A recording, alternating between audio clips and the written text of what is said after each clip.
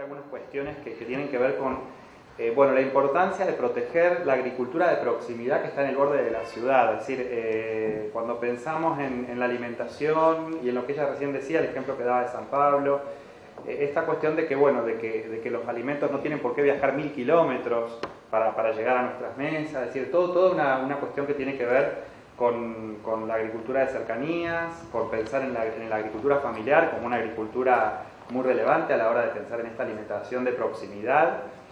Y bueno, yo digo, soy una especie de bicho raro, yo soy geógrafo, por lo cual la preocupación va a estar centrada en lo que tiene que ver con qué pasa en el borde de la ciudad, en el territorio periurbano, que se llama. Es decir, qué pasa con esta agricultura de borde urbano que muchas veces digamos, va retrocediendo el cinturón verde, no solo en Buenos Aires, sino en las principales ciudades del país, como consecuencia del avance de la urbanización. Es decir, como ustedes imaginarán,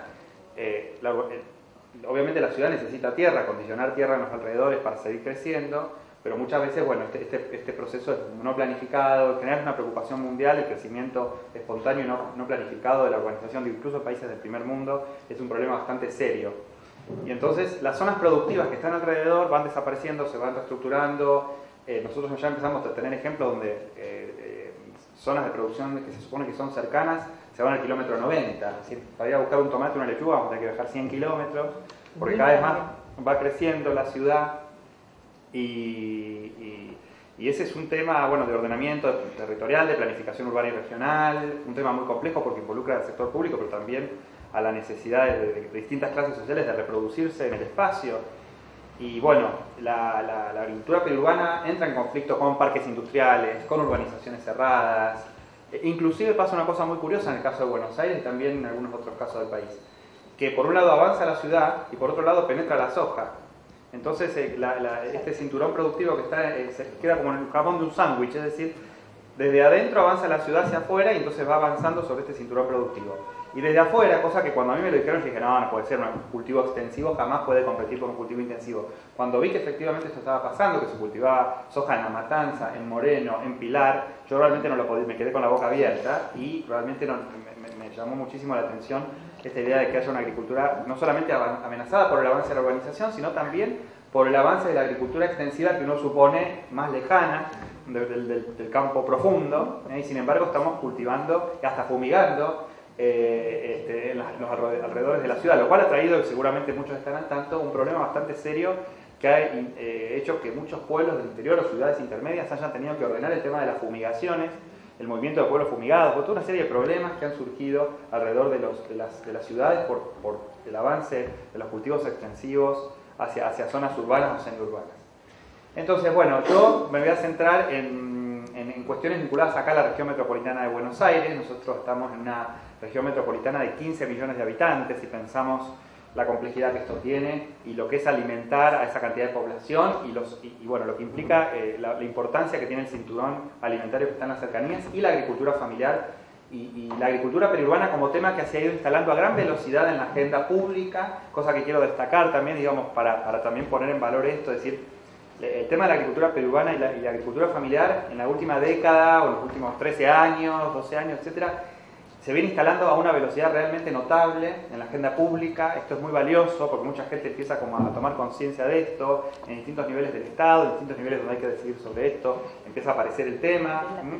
Esto, bueno, ahora lo vamos a ver cómo fue aconteciendo, pero bueno, un poco el planteo entonces va por los 2 o 3 caminos que señalé, es decir, la preocupación por el ordenamiento del territorio alrededor de la ciudad, la planificación urbana y regional para sostener esta agricultura de cercanías que le da de comer a la ciudad, y la instalación en los últimos tiempos, la última década, de la importancia de la agricultura periurbana y de la agricultura familiar en la agenda pública.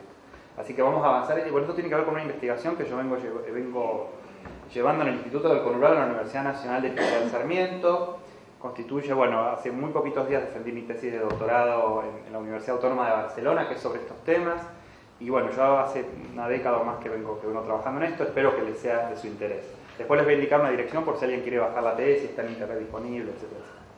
Bueno, y otros trabajos. Pero más que nada vamos a lo que nos convoca hoy. Te pido que avance, vamos a avanzar así con algunos. Bueno, ahí no sé si se ve bien.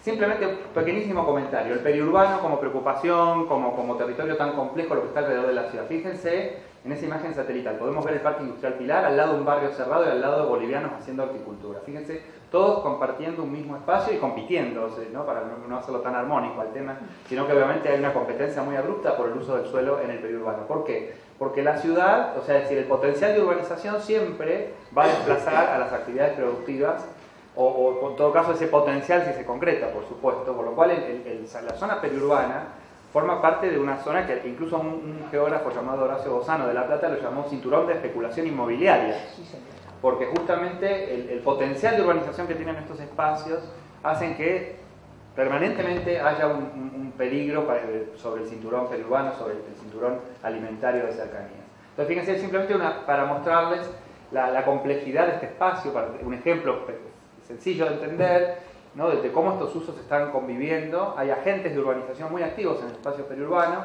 y esta horticultura periurbana, esta agricultura de cercanías que tiene que hacer frente a estos embates, verdaderos embates de la urbanización. La siguiente, por favor, y vamos a avanzar. Bueno, esto es una cuestión más conceptual. El siguiente, como para el otro, la que vamos a avanzar porque si no se va a hacer. La otra, bueno, acá se ve poquito, pero para pensar este es como un modelo ideal, los anillos concéntricos, a medida que se va alejando de la ciudad, el centro sería la ciudad y a medida que te vas alejando se va diluyendo, ¿no es cierto?, hasta llegar, digamos, hasta llegar a las zonas de los alrededores. Bueno, hay como modelos de los urbanistas o, ¿no?, vinculados a construcción de modelos ideales de cómo son estos anillos concéntricos alrededor de la ciudad. Simplemente lo muestro muy al pasar, porque vamos a hablar de coronas metropolitanas, es decir, alrededor de Buenos Aires está primera, segunda, tercera, cuarta corona. Vamos, avancemos porque tenemos, ahora se habla de una quinta, seguir porque esto tiene que ver con la tesis, seguimos, seguimos, así les muestro la siguiente. Ahí. Fíjense entonces, ahí pueden ver dos postales, a la izquierda o dos diapositivas, a la izquierda entonces la región metropolitana con sus coronas, a la derecha el cinturón verde, ¿no? Estamos hablando siempre de Buenos Aires. Entonces, bueno, lo que está ocurriendo es que la ciudad, es decir, va avanzando y este cinturón alimentario, como les dije, se va alejando cada vez más. Entonces, en este momento, ¿dónde está el cinturón verde o el cinturón alimentario? En pequeñas cuñas que quedan todavía en la segunda corona, pero sobre todo en la tercera corona y cada vez corriéndose más hacia la cuarta corona. Con lo cual, como recién les decía, cada vez más vamos a tener que ir más lejos a buscar los alimentos, ¿no? Porque obviamente es una preocupación de lo que tiene que ver con la expansión metropolitana. Pensemos en un segundo, 15 millones de habitantes, un crecimiento muy activo del frente de urbanización que avanza. Bueno, en Europa hay una preocupación muy grande sobre lo que se llama urbanización difusa, urbanización dispersa. Esas preocupaciones también llegan a los debates de acá en Argentina. Bueno, ese es un tema lo que tiene que ver con el salpicado de urbanización que se da en las periferias. Esto hace que, obviamente, retroceda el cinturón alimentario. Seguimos, por favor. Seguimos, vamos a avanzar con esto simplemente para... Esto sí. Fíjense entonces, ahora vamos a hablar de los actores que están atrás de la agricultura periurbana y damos un pequeño ejemplo como para que lo tengamos en cuenta. Fíjense lo que dice abajo, agricultura periurbana o la agricultura periurbana. El problema de los agricultores, la agricultura periurbana, que también esto que tiene que ver con la agricultura familiar, es que suele tener baja consideración social. Entonces, en el caso nuestro vamos a hablar un poco de lo que es la importancia de la migración boliviana en este momento, que nos alimenta, nos da de comer desde las cercanías. Fíjense el caso australiano, bueno, ahí se corre un poquito la foto, pero si igual se llega a leer. Fíjense, bueno, esta idea de que entonces los inmigrantes se van turnando, distintos grupos de inmigrantes se van turnando para producir alimentos alrededor de la ciudad. Fíjense el caso australiano, estuvieron primero los angloceltas y alemanes, o germánicos, no sé cómo se diría en esa época, y me pierdo un poco. Vinieron los chinos, los italianos, yugoslavas, después los vietnamitas, camboyanos, y actualmente somalíes de África son los que hacen agricultura periurbana en Australia, en las principales ciudades de Australia. Bueno, en el caso nuestro, vamos a la siguiente entonces. La siguiente. Ahí está. Entonces nosotros tenemos una colectividad que se ha hecho cargo en estos momentos, ya desde los años 70 en adelante, pero ya con mucha preeminencia en los alrededores de Buenos Aires y en muchos cinturones verdes del país, de lo que es la colectividad boliviana. Es decir, la importancia lo llama bolivianización de la agricultura periurbana, un fenómeno muy importante, muy relevante. Pero vuelvo a insistir, es decir, esta agricultura llevada a cabo por los inmigrantes es una agricultura que justamente se maneja en un grado muchas veces de informalidad, que sobrevive pese a que, digamos, justamente la informalidad es una estrategia para esta supervivencia de esta agricultura periurbana. Y es una colectividad que hoy está ocupando ese lugar. En su momento fueron italianos, españoles, portugueses y ahora bolivianos. Ahora bolivianos. Pero ¿qué pasa? Los bolivianos pudieron hacerse cargo de esta actividad en el marco de un debilitamiento de lo que fue la autoridad de comercialización en el mercado central a partir de los años 80, sobre todo los 90, de un vacío que quedó en la gestión pública alrededor de la ciudad, en torno a ordenar la agricultura periurbana. Hubo un intento muy importante en los 80 que fue la constitución del mercado central de Buenos Aires. Después eso se fue debilitando. Entonces termina siendo este actor tan importante y demás, que es el agricultor boliviano, un agricultor que en un contexto de mucha precariedad, de marginalidad o de informalidad, se hace cargo de este rol social tan importante que a su vez no tiene una gran consideración por parte de la sociedad.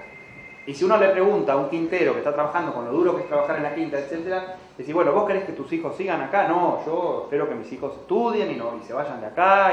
No es que, es decir, es como un lugar de paso en algún punto el estar en la quinta, porque es un trabajo muy duro, hay un gran riesgo económico, un gran riesgo climático, se asumen un montón de riesgos y es el eslabón más débil de la cadena. Entonces, ahí hay también un tema que tiene que ver con la agricultura familiar, con la migración boliviana, con este lugar tan central, tan importante que tiene este agricultor de cercanía, pero que ocupa indudablemente una posición vulnerable en el sentido territorial y en el sentido social y económico. Bueno, seguimos porque tendríamos muchas cosas para decir. Bueno, esto que hay un nuevo ciclo migratorio, sigamos porque vamos a... Simplemente como para decir algunas cositas. Bueno, acá un poquito este mapa, esta representación cartográfica va a ir un poco a esta idea que quiero mencionar, que no mencioné, una idea que todavía no la mencioné. Una cosa que está pasando, que como bien dice ahí arriba, el cinturón verde no solo está retrocediendo, sino se está dislocando. ¿Qué quiere decir esto? En la parte norte del periurbano y el oeste están retrocediendo.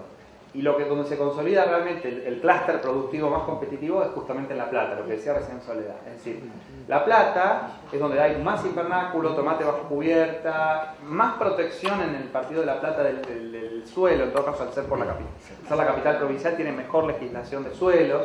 En el resto de la región metropolitana, bueno, ustedes piensen que cuando uno en el espacio metropolitano está incluyendo a La Plata, o sea, por lo grande, lo inmenso que es la región metropolitana. Pero la zona que realmente es un clúster competitivo, en ese sentido, es la zona sur. La zona norte y la zona oeste realmente están en franco retroceso.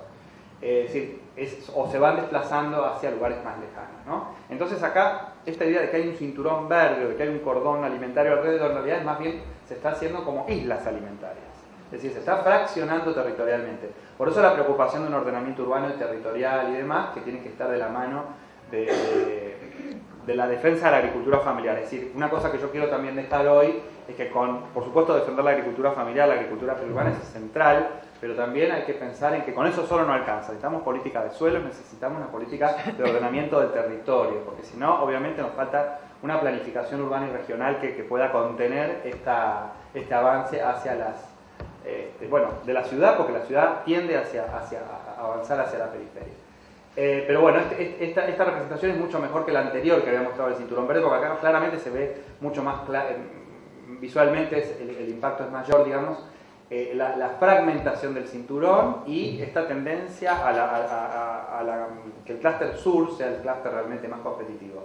Y en ese punto es tan importante La Plata que incluso La Plata, al ser tan competitiva, ha hecho retroceder a los cinturones alimentarios, por ejemplo, de Rosario y Santa Fe. ¿Por qué? Porque los productos de La Plata entran en Rosario y Santa Fe y los cinturones periurbanos de Rosario y Santa Fe no pueden competir con La Plata. Son cinturones envejecidos tecnológicamente, etc. Con lo cual prácticamente han desaparecido los periurbanos de Rosario y Santa Fe como consecuencia de La Plata. O sea, nosotros acá tenemos la fragmentación territorial, pero a su vez esto, como no hay una coordinación entre zonas de producción, es una competencia despiadada del mercado. Entonces La Plata es tan competitiva, en un clúster tan competitivo, que por supuesto no incluye solo a bolivianos, hay empresas capitalistas también, de la horticultura más capitalista, ¿no? Y es tan competitivo ese clúster que incluso periurbanos de otras zonas del país lo están sintiendo, ¿no? Entonces fíjense que nos está faltando una coordinación entre territorios, una coordinación entre zonas de producción. La siguiente, y así avanzamos un poquito más para decir, bueno, acá yo tendría muchas cosas para decir de las políticas públicas y demás, pero voy a apuntar algunos núcleos centrales que aparecen ahí y que tienen que ver con la agricultura familiar. Fíjense el cuarto renglón. ¿Por qué la agricultura familiar se instala en nuestro país? Y varias de las personas que están acá me van a ratificar, van a estar de acuerdo con lo que digo o me pueden llegar a discutir, pero digo, bueno, no es el único motivo, pero sí es muy importante el tema del Mercosur, es decir, justamente lo que nos convoca hoy acá en Cancillería, ¿no? ¿Por qué una reunión de agricultura familiar se hace acá en Cancillería? ¿Por qué? Porque en el marco del Mercosur, ya hace unos años, Brasil presionó a los miembros del bloque para que la agricultura familiar sea un tema que requiere institucionalización. Entonces Argentina y Uruguay, Paraguay y Brasil lo tenían más asentado esto, ¿no? Argentina y Uruguay, como siempre, trabajaron más con los chacareros, con los productores más tipo farmers, ¿no es cierto?, de la región pampeana. No tenían una tradición de institucionalización en la agricultura familiar, con lo cual esto es algo muy reciente, por eso digo que esa es la parte interesante de la cuestión, ¿no? Nosotros no teníamos una tradición en la agricultura familiar como una agricultura diferenciada para la gestión pública. Entonces fue por presión de Brasil en el Mercosur instalar este tema y, bueno, a partir de ahí vienen toda una serie de instancias institucionales que no vamos a tener tiempo de mencionarlas, pero sí de que, como ustedes saben, o varios de ustedes que están acá lo saben, ¿no es cierto?, el CIPA, bueno, la Subsecretaría de Agricultura Familiar en lo que hoy es el Ministerio de Agricultura es como, perdón, la Secretaría ya, es como, bueno, justo iba a venir Emilio Pérsico, ¿no?, que tiene tanto que ver con esto. La agricultura familiar termina de institucionalizarse como tal, y bueno, es todo un camino que se recorre por ese lado. Y por otro lado, en un momento, bueno, el conflicto del campo del año 2008 hizo que también hubiera una necesidad de contar con nuevos interlocutores y irrumpieran ahí también, ante la ruptura con Federación Agraria, aparecieran nuevos interlocutores que fueran estos agricultores familiares que están alrededor de la ciudad. Con lo cual el contexto político, fíjense que no es un tema de una cuestión técnica o una cuestión, hay un contexto político, hay una cuestión de Mercosur, es decir, hay un contexto institucional y político que tuvo que ver con el avance de la agricultura familiar y la agricultura periurbana. Sigamos, así digo un par de cosas más para no extenderme demasiado. Fíjense, hay toda una serie de políticas del Estado argentino en agricultura periurbana y que tienen que ver justamente con la agricultura familiar. Una cosa que simplemente sí menciono, que tiene que ver con la velocidad de las cosas que han ido pasando. Pensemos en plena crisis o antes de la crisis del 2001-2002, el Estado se había desentendido absolutamente de todo esto, ¿no?, en un contexto ya de caída, de la etapa de la convertibilidad y todo esto. Y son municipios de la región metropolitana, 3 en particular, sobre todo 2, Moreno y Florencio Varela, los que empiezan a tener políticas reactivas porque se declaran en emergencia alimentaria, incluso, ¿no? Entonces aparecen políticas locales desde el conurbano, de Florencio Varela Moreno y después en parte Pilar también, para tratar de generar políticas de ayuda o de apoyo o de asistencia a la agricultura periurbana y la agricultura familiar. Entonces, esto, bueno, no va a dar tiempo de decirlo, pero sí lo que ocurre una cosa muy interesante, que a medida que se va instalando el tema de la agricultura periurbana, estas primeras políticas que surgen desde el nivel municipal van a ir avanzando hacia el nivel provincial y finalmente hacia el nivel nacional. Es decir, los que se ponen la mochila de la agricultura periurbana son técnicos municipales de Moreno, de Florencio Varela, principalmente. De La Plata a nivel provincial también, ¿no?, la importancia que tiene La Plata. Y que esto va a avanzar de una manera muy interesante sobre los niveles nacionales. Entonces, ¿esto a qué va a desembocar? En 2 temas muy importantes en el día de hoy, en la actualidad, en los últimos años. El Programa Nacional de Agricultura Periurbana, que ya esto tiene un estatus nacional, y la creación del INTA-AMBA, es decir, el Instituto de Tecnología Agropecuaria, el INTA, crea una agencia experimental especializada en agricultura urbana y periurbana. Esto no existía en el país, o sea, todo esto no estaba en la agenda. Fue una velocidad, fíjense todo el escenario de post-crisis que ha sido tan veloz. Por eso digo esto, hay que ponerlo en consideración. En un contexto de absoluta crisis alimentaria del año 2001-2002, ciertos municipios reaccionan, claro, Moreno, Florencio Varela, 2 de los municipios más empobrecidos en ese momento, toman la posta o se ponen con el tema de la agricultura periurbana. Y esto después avanza a los niveles provinciales, municipales, bueno, nos falta cambio rural bonaerense, lo que pasó en La Plata, por supuesto. Había antecedentes previos que daría para hablar de esto, pero digo, la última década, a partir del 2000 en adelante, es muy significativo cómo ambos temas, agricultura familiar y agricultura periurbana, se instalaron en la agenda pública. Bueno, avancemos, no va a dar el tiempo para para, a ver, apretarlo de vuelta, fíjense, Moreno, para quienes no conozcan, otro, pegale de vuelta, Florencio Varela, pegale de vuelta, Pilar, que fueron como los 3 casos que yo además estudié, porque fueron los primeros más significativos, que después se expandió hacia otros municipios. Pero fíjense, justamente el periurbano, la zona de los alrededores de Buenos Aires, no es casualidad que en estos lugares haya habido esta reacción institucional que fue tan valiosa desde el nivel local y que eso se haya expandido. Bueno, una funcionaria que indudablemente es protagonista de todo esto es Carla Campos Bilbao, que ella proviene de Moreno y actualmente es la secretaria del Ministerio de Agricultura, ¿no es cierto? Y que ha llevado toda ella y sus equipos técnicos, todo lo que es la bandera o la mochila de la agricultura familiar que fueron yendo hacia otros niveles del Estado. Imposible no mencionar a Carla porque indudablemente tiene mucho que ver con esto.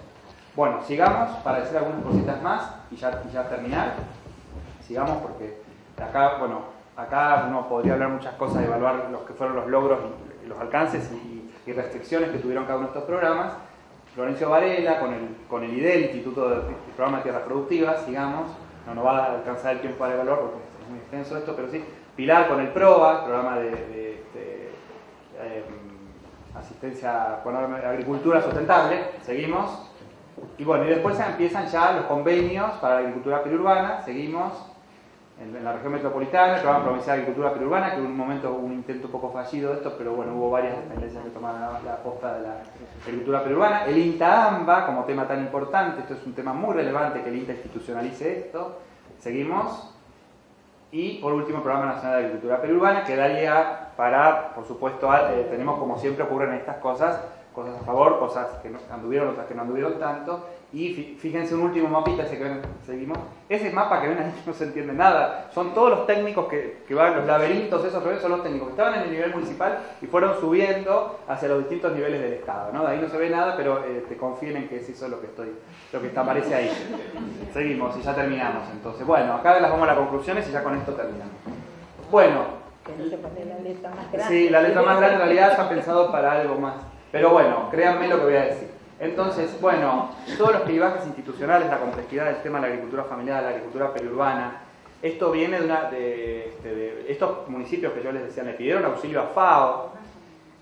Por ejemplo, Florencio Varela le pidió auxilio a la Universidad de Quilmes para que le armara un programa de desarrollo local. Estamos hablando de un momento de absoluta crisis del país, en la que los municipios estaban abandonados a su suerte y salieron a tratar claro, después esto se trasladó a otros municipios del periurbano de los alrededores, ¿no? Pero la cuestión es que, el tema del avance en la agenda pública, agricultura familiar, agricultura periurbana, es un tema interesantísimo desde el punto de vista de cómo el tema a gran velocidad se ha ido instalando.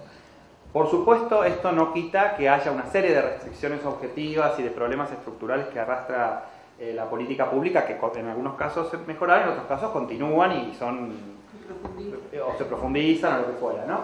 La cuestión, fíjense, una cuestión que, por ejemplo, esto que yo les decía, no hay coordinación entre zonas, el último renglón, carecemos de políticas territoriales en horticultura. Digo, nosotros no tenemos en el país una tradición en políticas territoriales, esto es muy nuevo en nuestro país.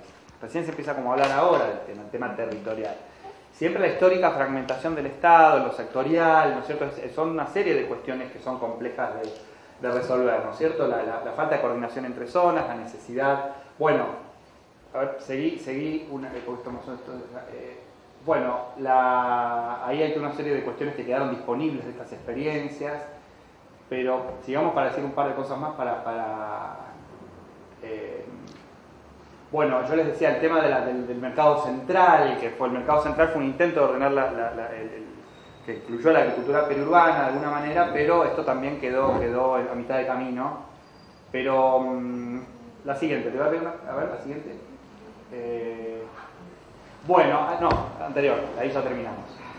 Fíjense, esto sí quería mencionarlo para con esto terminamos. Fíjense. Nosotros tenemos una agricultura familiar de pequeña escala alrededor de la ciudad. Entonces yo decía, que predomina la migración boliviana. Bueno, ahí hay mucho que trabajar porque el migrante boliviano no tiene acceso a la propiedad de la tierra, con lo cual ahí hay todo un tema de estabilidad en la tenencia que tiene que... hace falta una serie de políticas de tierras. Y una cosa, nosotros lo que no tenemos, y le decía hace un rato a Soledad, no tenemos una política metropolitana de tierras. Nos está faltando eso, que es una discusión que... ¿A qué me refiero con esto? Claro, nosotros estamos en una región metropolitana muy compleja, 15 millones de habitantes, insisto en esto, muy enorme el territorio, pero ¿qué es lo que no tenemos? Nosotros no tenemos una coordinación metropolitana de tierras. Por ejemplo, yo siempre digo, el INTA o el Ministerio de Agricultura deberían ser autoridad de tierra. En otros países de la región esta experiencia está. ¿Por qué digo esto?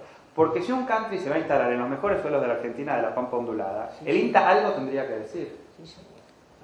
O el Ministerio de Agricultura, que es la autoridad superior al INTA. Es decir, tenemos que tener una autoridad de tierras que ponga límites a... Porque el INTA tiene relevado los mejores suelos del país. Entonces, si queremos además defender una agricultura familiar de cercanía, el cinturón y demás, pero tenemos que tener autoridad de tierras metropolitanas, no carecemos de estos instrumentos. Hay experiencias parciales, hay cuestiones que incluso algunas están asociadas, como el actual debate de la reforma del Código Civil, la función social de la propiedad, no es un tema menor, tiene relación con esto también. La ley que implicaba que los countries tenían que una parte de su tierra ponerla en una función social, que está ahí esperando, que fue aprobada en la provincia pero no fue reglamentada. Es decir, hay ejemplos parciales que uno podría mencionar y otros. Pero digo, la cuestión de fondo es que necesitamos una política metropolitana de tierras, necesitamos, bueno, muchas cosas, pero digo, apuntar a algunas cuestiones centrales. Fíjense la complejidad. Nosotros tenemos, por ejemplo, políticas más macro que un poco que también, por eso digo, hay varios niveles, pero algunas cosas que empalmarían con lo que decía Soledad. A nosotros nos está faltando, por ejemplo, una política que tenga que ver con la caída del consumo de hortalizas por habitante de las últimas décadas, el retraso de los precios mayoristas de la horticultura con respecto a otras cadenas alimentarias, así que lo estoy leyendo de ahí también para no olvidármelo. La diferenciación de productos, modernizar el abastecimiento alimentario urbano. Es decir, hay toda una agenda que tiene que ver con los mercados hortícolas y que indudablemente no solo tiene que incluir a la agricultura social o a la agricultura familiar, a este sector tan vulnerable, también hay que incluir políticas a los sectores más capitalistas que también están y que son parte de esto. Es decir, esos sectores también tienen que tener una política que apunte a esta agricultura más capitalista, a esta horticultura que también, que en La Plata se ve mucho, ¿no? Empresas. Es decir, no solamente la agricultura social, por supuesto familiar, el aspecto social es central, pero en esta protección de este mundo periurbano, de esta agricultura periurbana, también hay que apuntar a la horticultura más capitalista, que en ese sentido, ¿no? Lo que tiene que ver con las cadenas largas, ¿no? Es decir, bueno, y la necesidad de la coordinación entre zonas. Por eso digo, hay una agenda muy compleja, muy amplia. Pero bueno, para cerrar entonces y simplemente decir esto, es muy positivo que este tema se haya ido instalando a tal velocidad en la agenda pública, la agricultura familiar, la agricultura periurbana. Pero por otro lado, tenemos todavía un camino que recorrer con respecto a la fragmentación clásica del Estado en un montón de políticas y el avance de la urbanización, porque la gran vaca lechera con la que nadie se quiere meter es la tierra. La tierra siempre es la vaca lechera que nadie se quiere meter, ¿no? Es decir, la plusvalía que genera la obra pública o el potencial de urbanización de un espacio rural o semirural. Esa es la vaca lechera con la que es muy difícil meterse. Porque el Estado también tiene diferentes niveles y así como puede haber una política muy saludable de tratar de fomentar la agricultura periurbana, por otro lado muchas veces los propios municipios son los principales interesados en que venga un country, en urbanizar, entonces todo eso, ¿no? En traer un parque industrial, en un shopping, es decir, sobre todo en los municipios del periurbano, por supuesto. Es decir, todos estos niveles del Estado, obviamente también hay una serie de complejidades. Así que bueno, pero espero que haber complementado lo que dijo Soledad, es decir, la agricultura familiar, la agricultura periurbana es un tema recontra, hiper relevante y es muy importante que cada vez vaya cobrando mayor visibilidad pública. Ustedes piensan que uno de los mejores negocios que puede haber es que una zona rural se convierta en urbana. Es un negocio que no hay con qué darle. Uno dice, no, construye un departamento acá en Capital. No. Una zona rural o un humedal de bajo valor inmobiliario, considerado una zona marginal, yo la paso, la urbanizo, la loteo y eso, aunque no esté autorizado, que hay muchísimos casos no autorizados o en trámite, cuando ya te descuidas tenés todas las familias adentro viviendo y demás, con lo cual es interesante pensar que las tomas de tierra no solamente las realizan los pobres, como generalmente creemos, sino que muchas veces las tomas de tierra las realizan en los sectores más de mayor poder adquisitivo. Y es más, en el periurbano, en la cuenca baja del río Luján, en el periurbano, a diferencia por en las zonas más urbanizadas, muchas veces por segregación socioespacial los pobres van a parar al lado del río, ¿no? Pero en las zonas del periurbano, como tienen ese paisaje tan importante, son los sectores más adinerados o de mejor poder adquisitivo los que ocupan las zonas inundables porque tienen eso cotiza en el mercado y cómo, ¿no? Y bueno, tenemos ejemplos de esto muchísimo en la cuenca baja del río Luján, ha sido ahora San Sebastián y varios intentos más, incluso en la zona dentro del delta, bueno, Nordelta 1, Nordelta 2, Colony Park, Benice, es decir, bueno, hay muchos ejemplos de esto. Pero volviendo a lo que ella preguntaba, tiene que haber regulaciones del suelo y autoridad metropolitana del suelo. Ahí es muy difícil, si no, que los actores librados al libre juego del mercado pues puedan convivir. Las cosas desaparecen, No, y el clúster de La Plata, porque esto que yo les decía, el clúster platense sí sobrevive, pero ¿saben por qué? Porque fue a la intensificación máxima, llegó al máximo el tema del plástico, el vernáculo. Entonces, muy competitivo en un esquema de cada vez más plástico. Pero indudablemente hay países latinoamericanos con una tradición interesante en reglamentar estas cosas. Colombia, Brasil, tenemos ejemplos interesantes, pero que también han avanzado en la parte reglamentaria porque han tenido unos despelotes enormes con el tema de la tierra. Sobre todo, claro. Colombia.